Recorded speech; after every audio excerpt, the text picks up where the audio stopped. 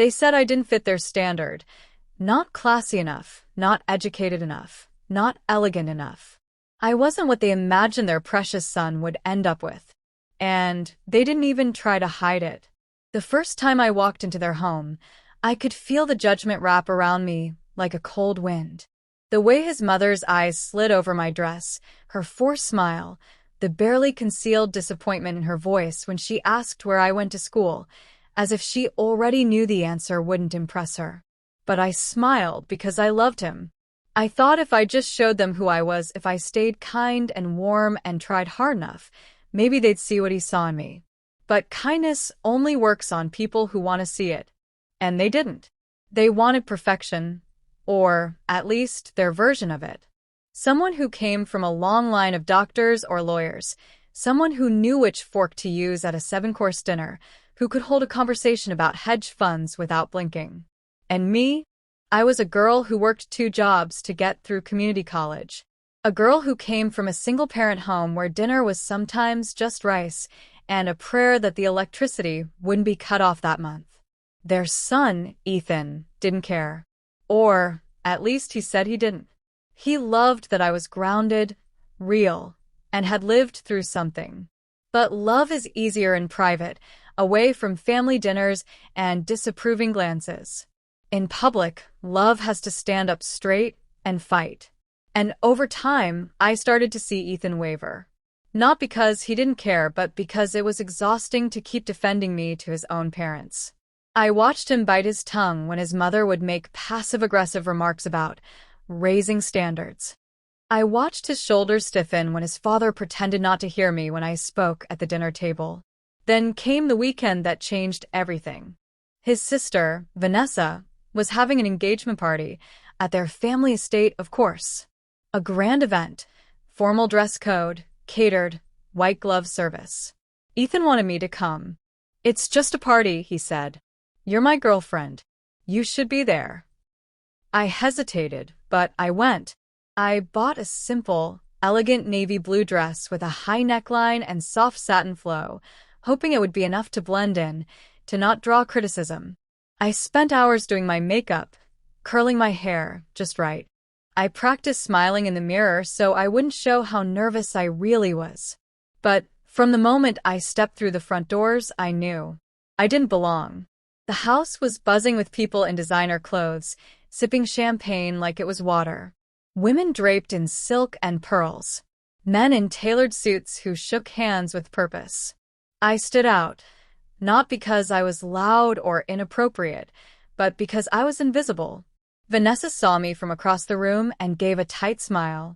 "Oh, you made it," she said, brushing a hand over her designer gown. "We weren't sure if you'd feel comfortable." Her words stung, sharp as a slap. Ethan looked like he wanted to say something, but his parents swept in just in time to greet us.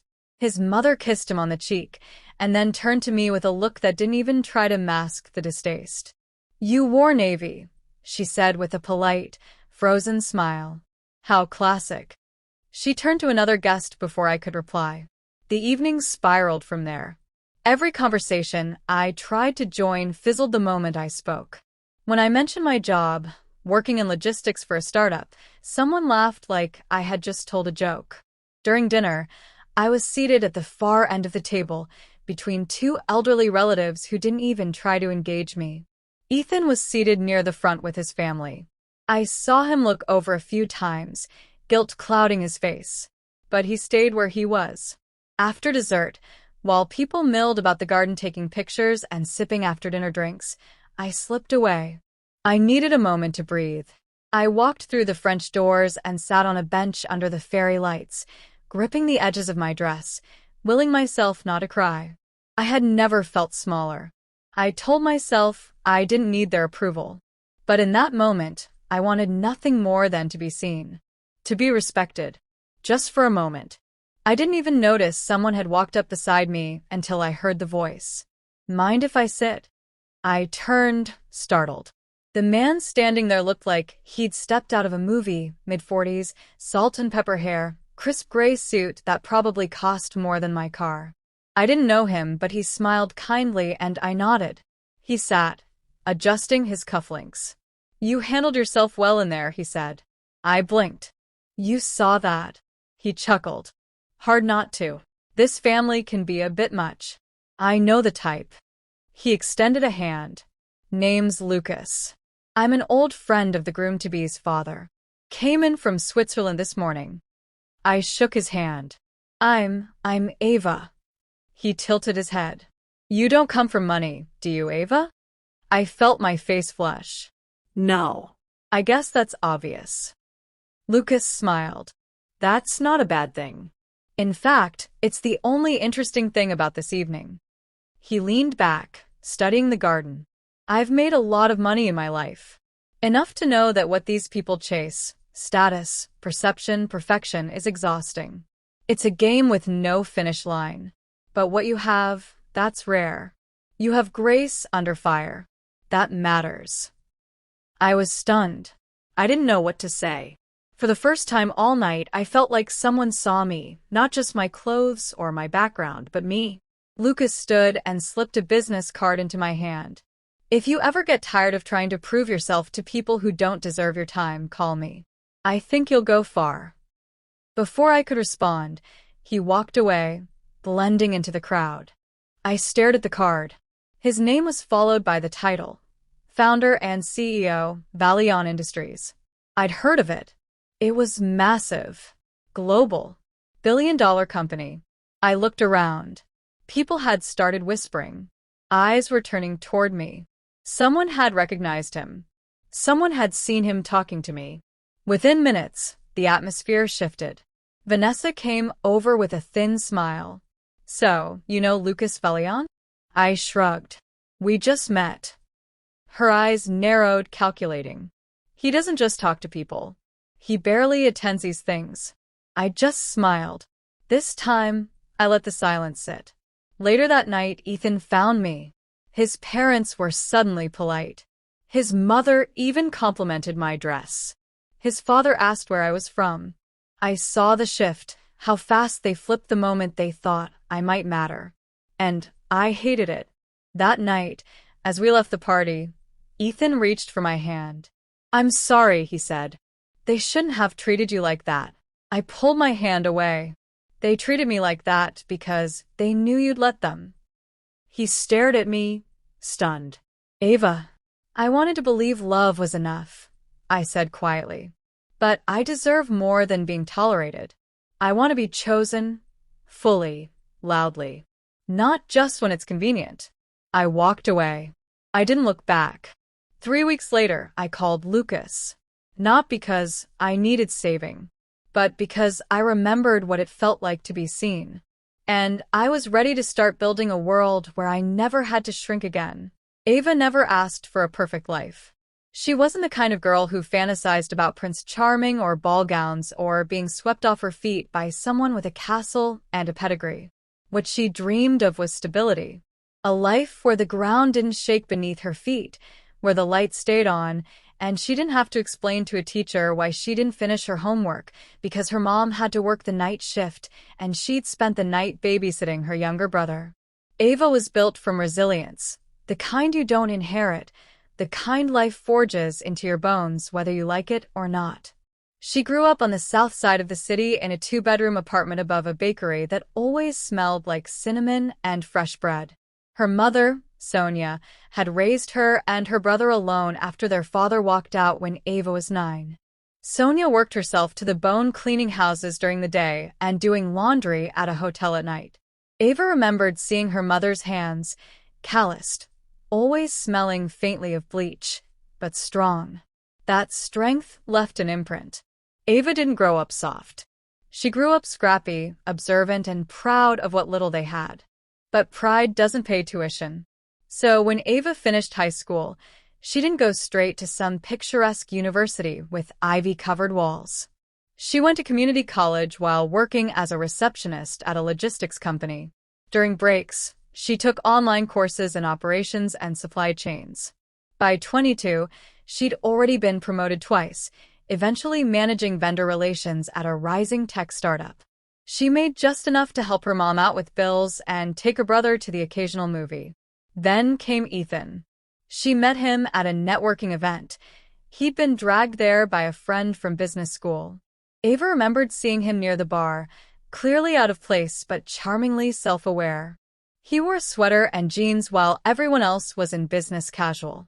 Their conversation started with a joke about lukewarm wine and somehow drifted into favorite childhood cartoons. By the end of the night, they were laughing like old friends. Ethan was different. He listened, not just to what she said, but to what she didn't say. He was thoughtful, gentle, curious about her world. And he never made her feel lesser, even though their backgrounds couldn't have been more different. Ethan came from money, not flashy wealth, but the kind that was worn quietly, like a second skin. Private school, family estates, summer trips to the Amalfi Coast. His father was a retired venture capitalist. His mother sat on museum boards. They had an indoor pool, a private chef, and monogrammed towels. Ava hesitated when Ethan asked her out, not because she didn't want to, but because she knew how these stories usually ended. But Ethan was persistent. He made space for her. He asked questions. He made her laugh until her stomach hurt. So she said yes. Their relationship grew steadily over the next year. Ethan met her family. Her mother loved him instantly, charmed by his manners and the way he always offered to do the dishes. Her younger brother thought he was cool, especially when Ethan brought over a drone for him to play with. In Ava's world, Ethan fit in just fine. But in Ethan's world, Ava felt like a borrowed book. Interesting, but always a little out of place. His friends liked her well enough, but she could feel the questions in their eyes. Where'd she come from? What's her deal? His family was worse. At first, they were polite, civil, but it was the kind of civility that felt like a performance. His mother, Eleanor, was the ringleader. Elegant, icy, and immaculately dressed, she had a way of looking at Ava like she was a wine label she didn't recognize. Eleanor believed in legacy. She came from old money and married into even older money. Everything in her life was curated: her friends, her charities, her family's public image. She wasn't cruel in the traditional sense. She didn't yell or throw tantrums. But her judgments were razor-sharp and delivered with a smile. "She's sweet," she once said to Ethan when she thought Ava couldn't hear. "But she's not really our kind of people, darling. You need someone who understands the world you live in. She's not going to thrive in our circles. Don't you want someone who complements your future, not complicates it?" Ethan had defended her. At first, loudly, emotionally, but Ava noticed it wore him down. Over time, his defenses became quieter, less frequent, and Ava started to wonder if she was asking too much. She remembered one evening in particular, a dinner at his parents' house, a casual Sunday meal. Eleanor had said. Ava brought a bottle of red wine she'd saved up for, one she thought looked fancy enough. When she handed it to Eleanor, the woman smiled thinly and handed it to a server, without comment. Then, throughout dinner, she corrected Ava's pronunciation of a French dish and asked if she'd ever traveled outside the country. Ava answered honestly no, she hadn't. "Well," Eleanor said, dabbing her lips with a linen napkin, "there's still time to expand your horizons." The words weren't cruel on the surface, but they left bruises all the same. Ethan's father, Richard, was harder to read. He rarely spoke during dinners, preferring to sip his scotch and observe. He'd nod occasionally at Ethan, say a word or two about stocks or the housing market, but Ava could feel his quiet disapproval like a pressure in the room. Once, she mentioned a new logistics program her company was testing, and Richard simply blinked and turned to ask Ethan about the upcoming golf tournament. Ava began to feel like an outsider in the relationship. Not because Ethan made her feel that way, but because everything around him whispered that she didn't belong. She tried. She read articles about the art world so she could talk to his mother. She learned the names of wine varietals. She even went with Ethan to one of those unbearable silent charity auctions. But no matter how much she adjusted, she never felt seen. And the worst part? Ethan stopped noticing. Not because he didn't care, but because comfort is blinding. He still brought her flowers, still kissed her forehead when she was stressed. But he didn't see how her smile dimmed around his family, or how she barely spoke at dinners, afraid of saying the wrong thing. He didn't notice that she stopped inviting him to her mother's place for dinner because she couldn't bear the contrast anymore. The engagement party for Vanessa, Ethan's sister, was the final straw. Ava knew going in that it would be a battlefield in pearls and linen. Vanessa had always been more openly hostile than their mother. She was sharp, sarcastic, and entitled in a way that didn't even register as rude in her world. Vanessa saw Ava as a threat, not to her brother's happiness, but to the family's image. And image was everything. Ava could feel her chest tighten as they pulled up to the estate that day. She had spent the entire week preparing, selecting the perfect dress, practicing her posture, even watching etiquette videos online. But from the moment she stepped out of the car, she knew it was futile. The party was over the top. Live string quartet, champagne fountains, gold-rimmed menus printed in French. Ava walked through the crowd like a shadow. When she tried to compliment someone's dress, she got a dismissive nod. When she mentioned her work, the conversation turned instantly to someone's recent ski trip in Verbier. Then came the seating chart, intentional, Ava realized, the moment she saw her name far from Ethan's. He was seated with the family's VIP friends. She was put between two older women who didn't speak to her once. At one point, someone asked her if she worked in hospitality, because you have that gracious, welcoming vibe. And Ethan didn't say a word.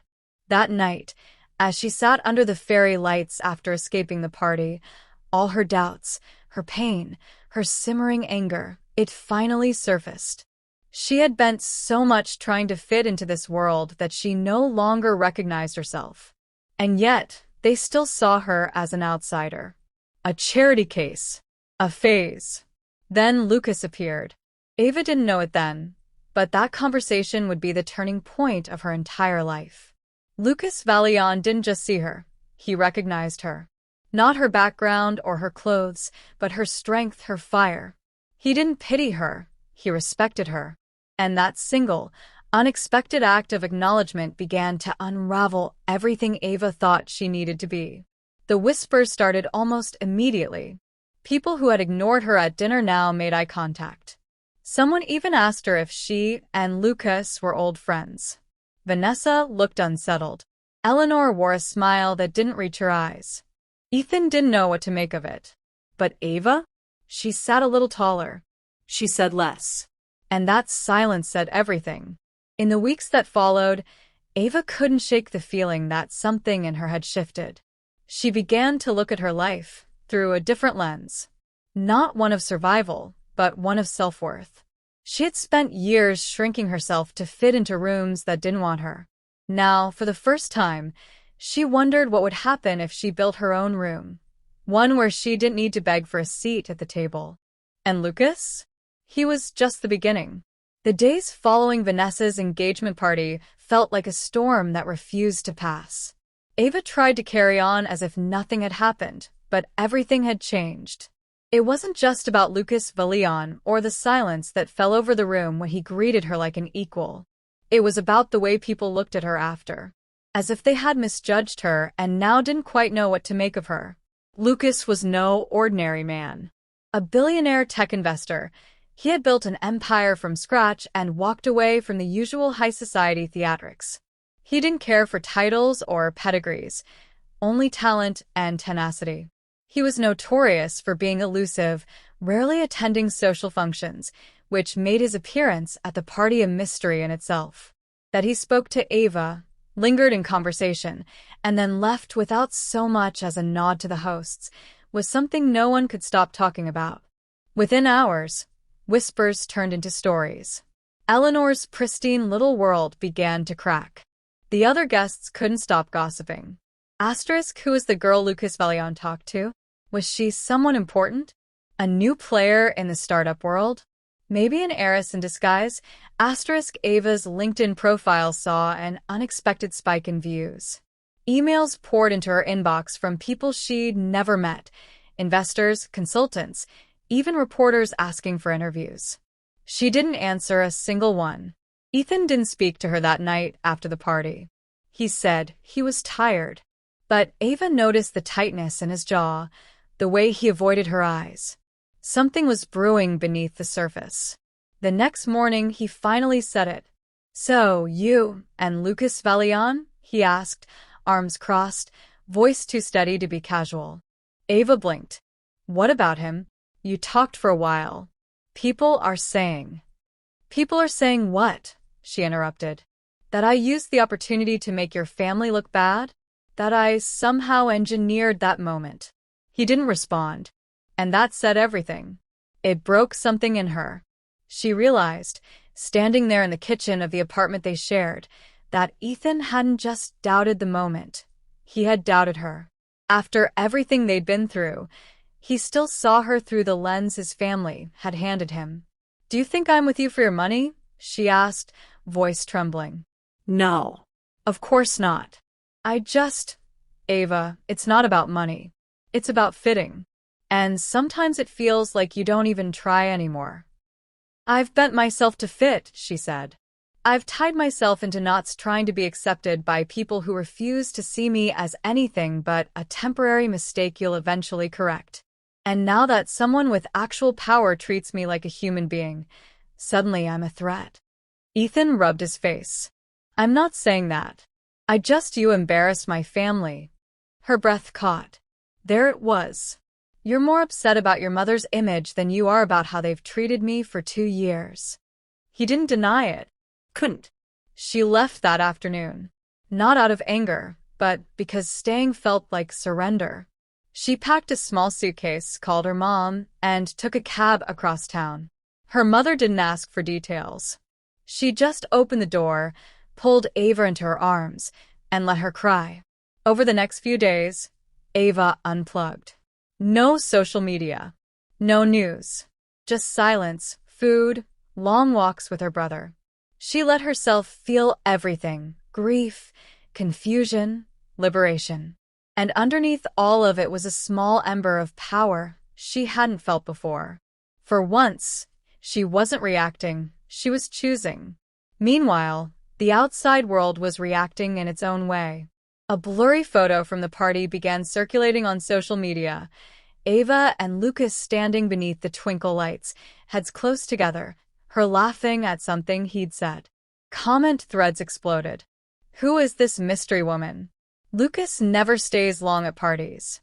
The way he's looking at her, she's not just a guest. If drop the 'I need her skincare' routine and her courage." It was surreal. Ava hadn't posted in over a week, and yet her face was everywhere. Her quiet presence at that party, originally meant to be forgotten, had become a symbol, not of scandal, but of disruption. She received a message one evening while sitting in her childhood bedroom, sipping lukewarm tea. It was from Lucas. "I hope you're okay. People are talking. Ignore them. You don't owe anyone an explanation. But if you ever want to talk, coffee, wine, whatever, name the time." She stared at the message for a long while. It wasn't romantic. It wasn't pushy. It was respect in its purest form. And it reminded her of something she'd nearly forgotten. She had value outside of other people's approval. Ethan called the next day. She didn't answer. He texted, then emailed. Then finally, he showed up at her mom's apartment. "I messed up," he said quietly at the door. "I let them poison the way I see things. I thought I was protecting you, but I was just protecting myself from discomfort." Ava listened, arms folded, guarded but not cruel. "I love you," he said. "I don't want to lose you." "I believe that," she said. "But love isn't always enough. You didn't defend me when it mattered. You didn't see me." "I do now," he whispered. "Then you're too late." It wasn't revenge. It wasn't anger. It was clarity. Later that night, Ava sat by the window, watching the city lights flicker. Her brother crept in, sat beside her, and nudged her shoulder. "You okay?" She smiled faintly. "Getting there." He nodded. You were never meant to be one of them anyway. She laughed. What's that supposed to mean? I dunno, he said with a grin. You're just cooler. They don't deserve you. Maybe he was right. For the first time in years, Ava wasn't fighting to be included. She wasn't trying to belong to a world that thrived on exclusion. She was learning to stand on her own. And that ember inside her? It was growing. Because maybe she didn't need to fit into someone else's idea of success. Maybe she was meant to redefine it. And Lucas? He was still out there, waiting maybe. Or maybe not. But the next chapter? That was hers to write. Ava had always believed in quiet endurance. In doing the work, keeping her head down, and letting results speak for themselves. But now, for the first time, she felt something stirring inside her that didn't want to stay quiet. Not anymore. She had spent years being polite, accommodating, shrinking herself into versions she thought would be palatable. But the party, the moment with Lucas, the fallout with Ethan, had cracked something open. She realized that being tolerated was not the same as being valued. And she didn't want tolerance. She wanted space, real, unapologetic space to be who she was, without editing herself for other people's comfort. After 2 weeks of introspection, Ava made a decision. She was done waiting for permission to belong.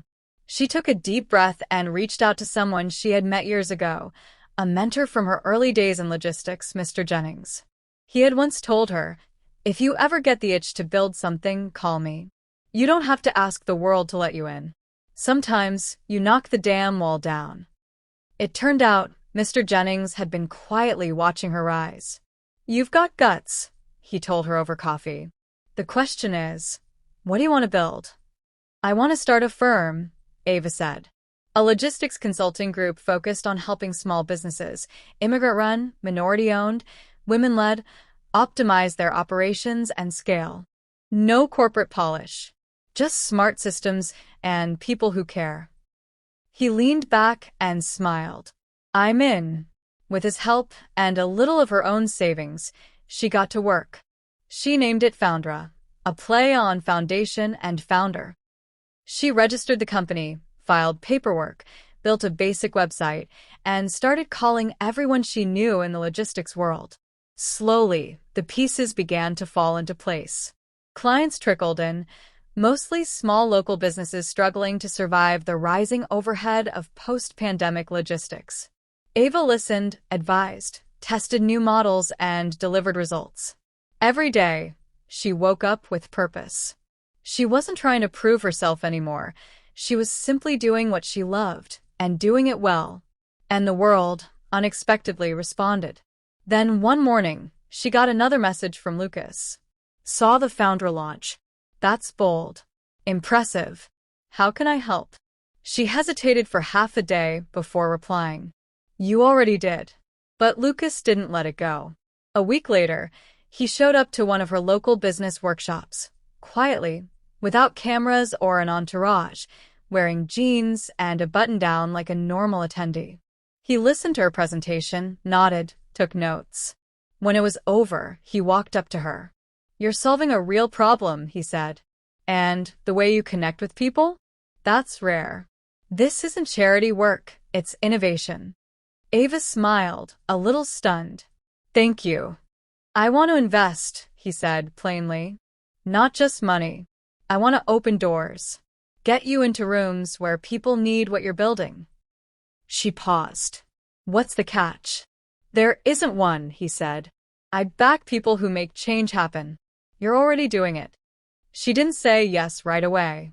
She went home, thought about it for 2 days, and then accepted with conditions. No creative control, no pressure for rapid scaling, and no changing the company's mission.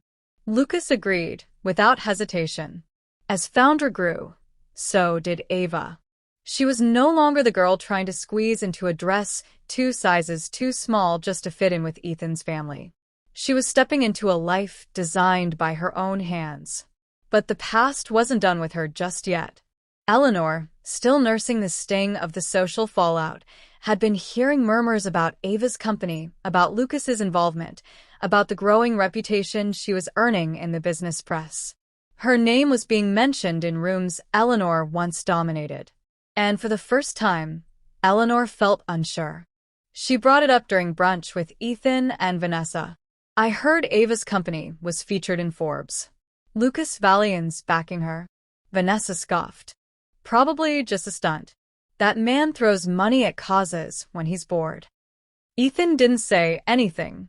His fork hovered over his plate, unmoving. Eleanor noticed. "You've spoken to her, haven't you?" He shook his head. "She hasn't returned my messages." There was silence. And then Eleanor sighed. "Maybe we were too hard on her." Vanessa blinked. Asterisk, what asterisk? "I'm not saying she was the right match for you," Eleanor said carefully. "But perhaps I underestimated her." Ethan didn't respond, but inside, he felt a knot tighten.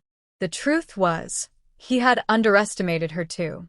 He hadn't seen her strength until it walked out the door and built something magnificent.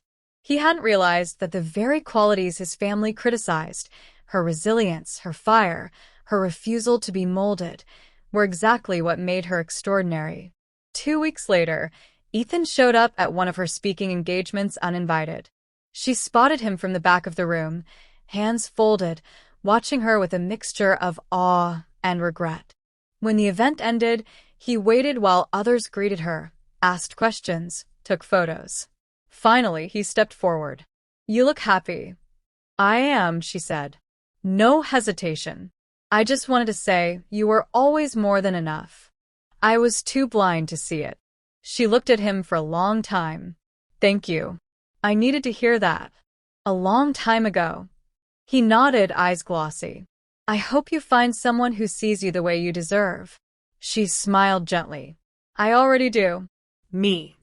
And with that, she walked away, stronger, brighter, whole. The next day, Foundra closed a partnership with a major shipping platform. Her team grew from 4 to 15. And Lucas? He stayed in the background, supporting without overshadowing. Sometimes they grabbed coffee, sometimes they worked late. Slowly, naturally, something began to bloom between them. Not a fairy tale, but something real. Grounded, respectful, equal. One evening, as they watched the city lights from the rooftop of her new office space, Lucas turned to her. "You know, I think people get scared of you because you don't need their validation." Ava chuckled. "I used to, but I've learned that needing approval is just another kind of prison." He studied her for a moment. "What do you want next?" She didn't answer right away.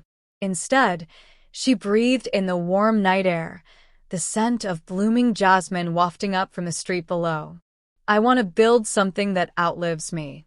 Something that proves people like me don't need to fit anyone's standard to change the world." Lucas smiled. "Then let's get to work." And just like that, Ava's turning point wasn't a moment of revenge or a grand confrontation. It was a quiet revolution, a reclamation. She didn't need to shatter glass ceilings to make a statement. She was already laying the foundation for a world that didn't need ceilings at all. And the people who once tried to box her in? They were now watching from the sidelines, wondering how they'd ever missed her brilliance in the first place. The email came on a rainy Thursday, almost exactly 1 year after Ava had walked out of Ethan's apartment. Subject asterisk family gala invitation, in honor of the Whitmore Foundation's 40th anniversary. From asterisk Eleanor Whitmore. Message asterisk. Dear Ava, asterisk you are formally invited as an honored guest to the Whitmore Foundation Gala this Saturday at the Langford Hall. The foundation recognizes your contributions to small business innovation and community empowerment. A table has been reserved in your name. Asterisk. Warm regards, Eleanor Whitmore. Ava stared at it for a long time. No apology. No emotional appeal. Just a cold, formal olive branch. It wasn't warmth, but it was recognition. The Whitmore Foundation didn't open its doors to outsiders unless they had something undeniable. She didn't reply, but she did show up. When Ava walked into the Langford that night, heads turned. She wore a deep emerald green gown, structured, powerful, nothing like the soft pastels she used to wear to try to blend in. Her hair was swept up, her posture poised, her presence unmistakable. Lucas walked beside her, not as her escort, not as a shield, but as a peer. He didn't speak unless spoken to, didn't draw attention. This was her night. The Whitmore family was already seated when she arrived. Eleanor stiffened, Vanessa blinked in disbelief, and Ethan looked like a man watching a dream he let go take flight. There was no public apology, no dramatic moment. But there was silence, the kind that said everything. Eleanor rose, extended a hand, and offered a measured, "Ava, welcome." Ava took her hand briefly. "Thank you." It was surreal. The woman who once said Ava didn't fit their standard was now watching her be honored by the very society she once tried to gatekeep. Because Ava hadn't just broken in, she'd changed the room. After dinner, the host took the stage. "This year, we recognize a woman who redefined grit and grace.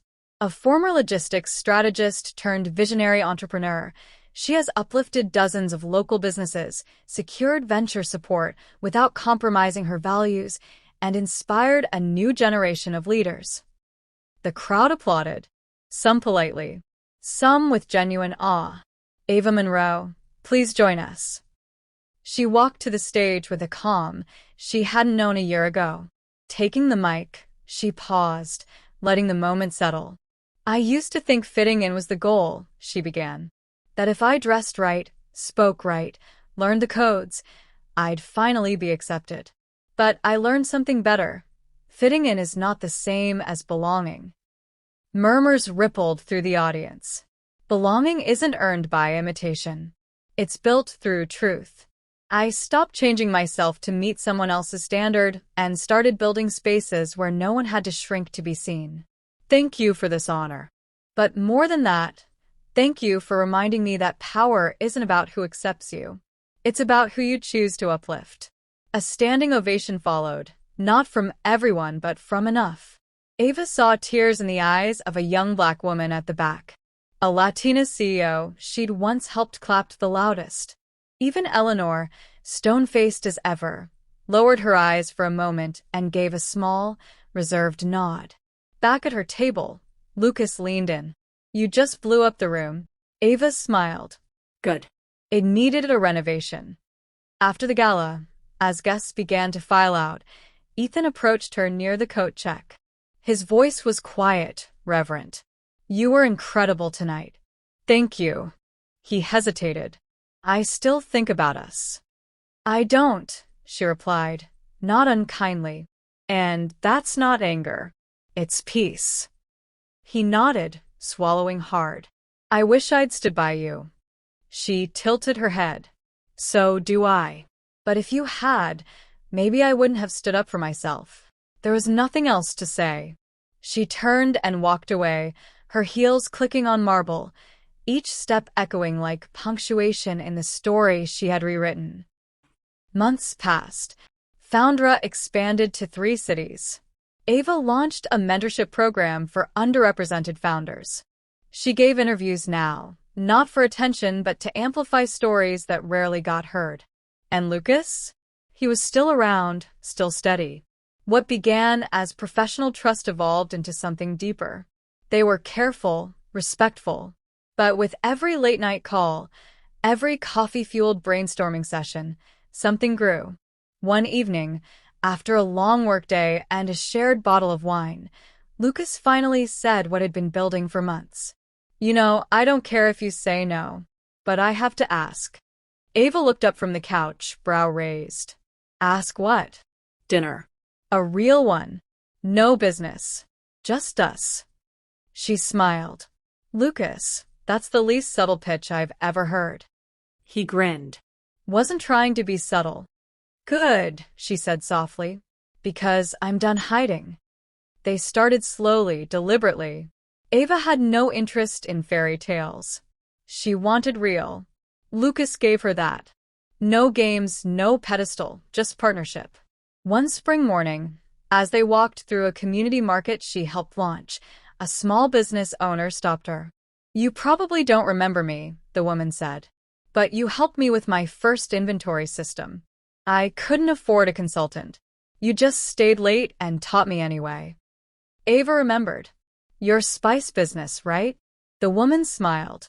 "I have 2 locations now. Because of you." Ava felt the swell in her chest, not pride, but fulfillment. This was why she did it.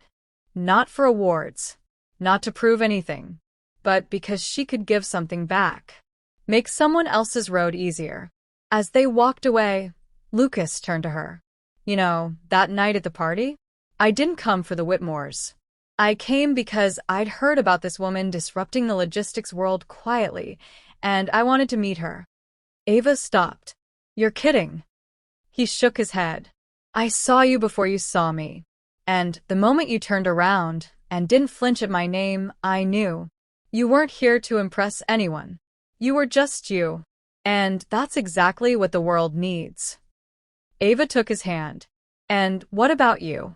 What do you need?" He smiled. "You. Just as you are." They stood there, under a blooming jacaranda tree, the city alive with movement and color around them. It wasn't a climax of cheers or vengeance. It was better. It was quiet certainty. Years later, when Ava's name would be spoken in boardrooms and classrooms alike, people would wonder how she got her start. Some would point to Lucas Vallion's investment. Others would cite the viral party photo or her first big Forbes feature. But those who knew the real story would smile. Because her journey didn't begin with someone discovering her. It began with her discovering herself. And when the world finally turned to listen, she didn't raise her voice. She raised her standards. And that made all the difference.